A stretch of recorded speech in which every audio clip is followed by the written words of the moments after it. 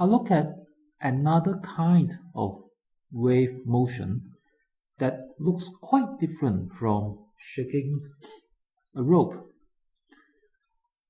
Let's say I have this very long spring, right? So this is supposed to show a spring, although I've not drawn it very well. Let's say I have this very long spring that I put maybe on a table. Okay.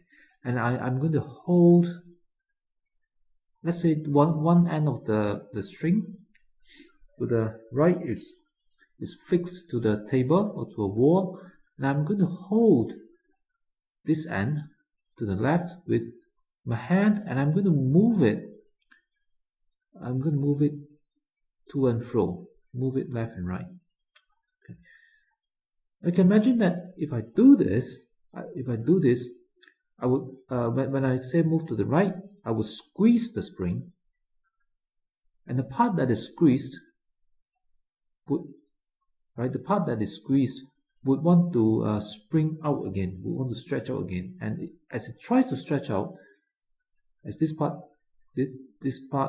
tries to stretch out when I squeeze it, it will push on the part of the spring that is further to the right, and in this way it would actually squeeze the spring that is further to the right. And as those parts of the spring, as they get squeezed, they would want to spring out again, and they would spring out, and then they will squeeze the spring that is even further to the right. Now you get the idea. As this happens, more and more of the spring to the right will get squeezed, right? While those that I have squeezed are stretched out again. Okay. Now conversely, if I do the opposite, when I pull at it, right? When I pull at it, I would stretch out this part of the spring. Now, as this part of the spring gets stretched out, it would want to spring back in again, right? It would want to pull itself back to its original length. All right. So as I stretch it, this part of the string will want to pull back, become shorter again, and as it tries to become shorter again, it will pull at the spring further to the right. As this part of the spring pulls at this part of the spring, this part will stretch out. So as this part got stretched, it will want to pull itself together as well. So it will pull at the spring even further to the right. So this pulling keeps happening, and the spring, this stretched, if you like, the stretched part of the spring would actually travel. So once again, we have the appearance of a wave. You can just imagine that if you keep shaking this to the left and right, you can see a pattern of squeezed and stretched region of the spring that keeps going to the right. I don't have a demonstration here, but I believe you can actually find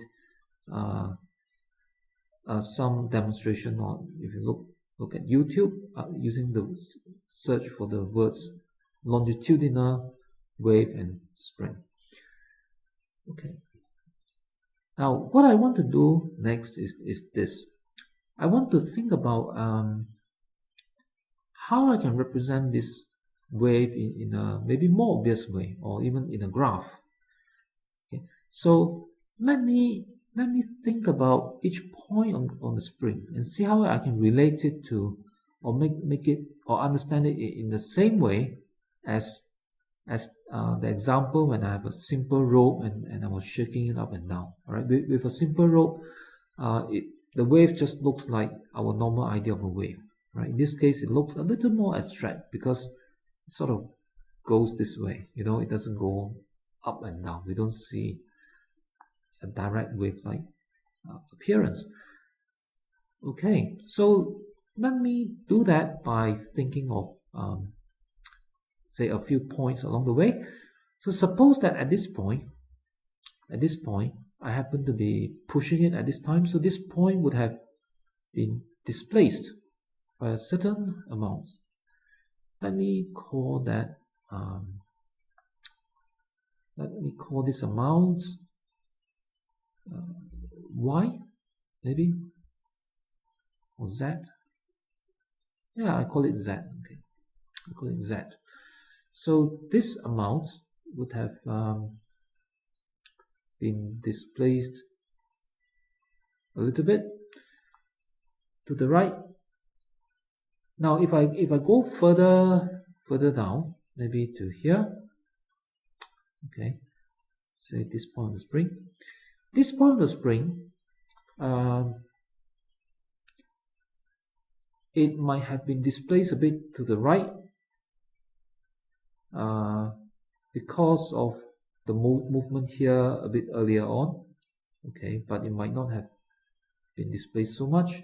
And a bit further down here, this might be at rest, but a bit further down, this bit here, it might actually be moving to the left, right? Because previously I have been maybe pulling this instead of pushing it. I've been pulling it to the left, and that movement was transmitted to here as the spring, the stretched part of the spring tries to stretch those parts that are further to the right. So I would have this part moving, displaced a bit to the right, to the left, and then maybe this part displaced a bit more. Okay, and this pattern would just repeat itself. Then on and then a bit further down, this might be displaced a little bit to the left, and then this bit might at this instant be at rest, and then this bit might be moving a bit to the right, and that bit would be moving a bit, might have moved a bit more to the right, and so on, and the pattern keeps repeating itself. Now if you look at these arrows, and I've drawn it, you see that I have a long arrow here, a shorter arrow here, no arrow here because maybe at this instant it's not displaced, and a small arrow here in the opposite direction, bigger arrow here to the left, and then smaller arrow, no motion, and then smaller arrow to the right, and bigger arrow to the right. So you see I have a big arrow to the right here and a big arrow to the right here, and then from here it would just repeat itself. All right, this would be a smaller arrow like this one. So it looks like there's a repeating, there could be a repeating pattern, that this pattern could just repeat itself, right, from this long arrow to this long arrow. So it's all very complicated if I describe it this way. But what I'm going to do is this. Let me see if I can make things a little bit simpler. Now I'm going to call this maybe the x-axis. So x would be the distance along the spring. Okay, and I'm going to try and plot a graph. I'm going to try and plot a graph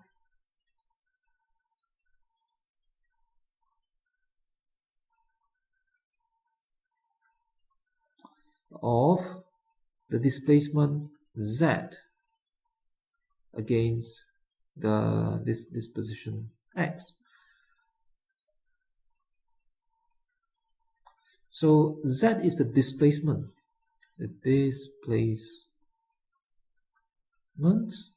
of each point on the spring.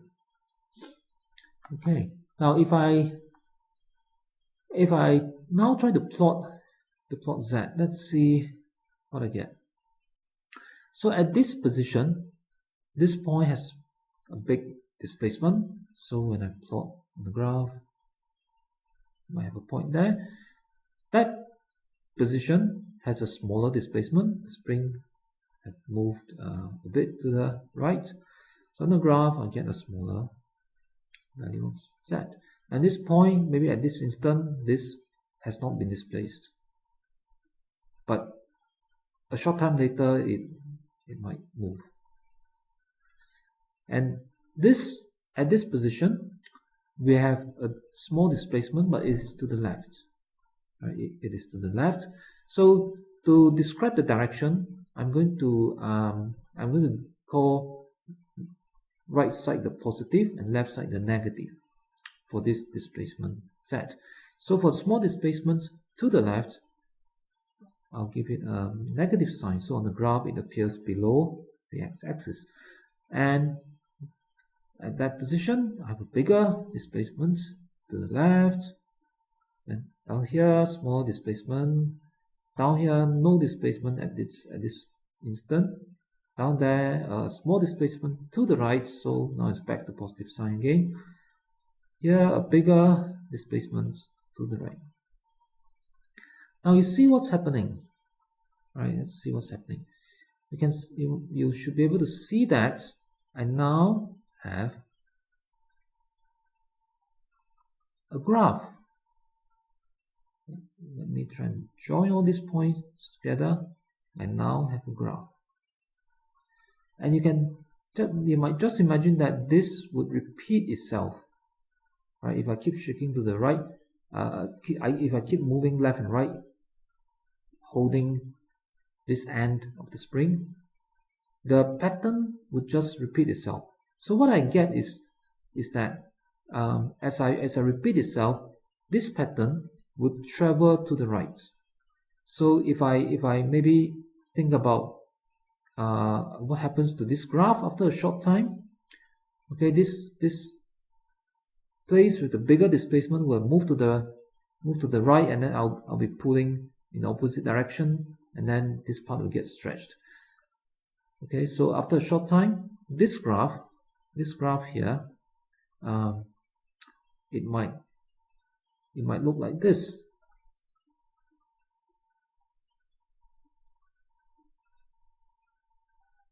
So if I look at this graph, it actually looks like what we saw when shaking a rope up and down in the last session. So the graph actually looks like a rope with a wave that travels to the right. Now, if you actually look at the spring with our eyes, we should also be able to see maybe the squeezed and the stretched region repeating and moving to the right as well. So we can still feel kind of a wave-like motion is going on, except that it may be less obvious than actually a rope going up and down. But on the graph, it becomes quite obvious, right? It becomes quite obvious that this is indeed a wave-like motion that we're looking at. It's just not so obvious because the direction of movement is actually in the same direction as that the wave travels. So from this description, you can see that there is an obvious difference. There is an obvious difference between this wave and the previous one with the rope. Now, we give different names to this kind of a wave. So this wave, this kind of wave is called a longitudinal wave. Right, so I say that there are two kinds of waves. So there's a longitudinal wave, and this is the kind where the displacement, where this placement is parallel to the velocity. Is parallel to the wave direction, velocity. Okay. I'll call it velocity, just to make it easier. Wave velocity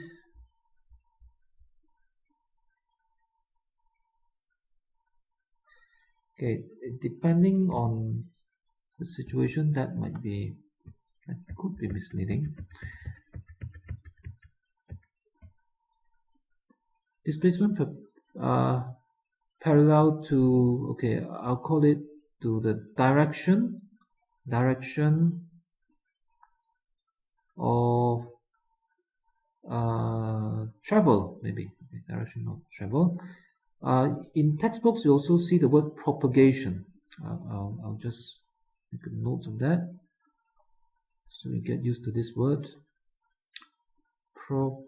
Propagation. So that's a longer and more difficult word than travel. Same idea. This means going from one place to another. So that's with this spring. Okay, with this spring, it is a longitudinal wave. We describe this as a longitudinal wave, and with the rope that we saw in the previous session, in the rope, it looks more like this graph. All right, where if you imagine this is a rope and it's going up and down, you see that the displacement of a rope is perpendicular to its direction of travel. So that kind of wave, we think of it as a different kind of wave, and we call it a transverse wave. We describe it as a transverse wave, and in that kind of a wave, the displacement is perpendicular to its direction of travel.